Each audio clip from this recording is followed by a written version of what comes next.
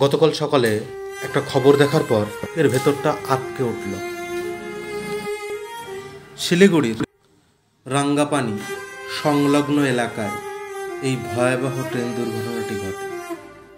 ট্রেনটি ছিল কাঞ্চনজঙ্ঘা এক্সপ্রেস।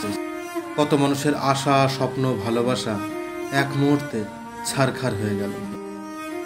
দেখার পরে হৃদয়ের অভ্যন্তরে শুধুই কান্না করতে থাকে। তবুও ঈশ্বরের কাছে এইটুকু কামনা, অসুস্থ ব্যক্তিরা যেন দ্রুত সুস্থ হয়ে এবং যারা আর এই পৃথিবীতে নেই, ঈশ্বরের কাছে তাদের আত্মার শান্তি কামনা করে।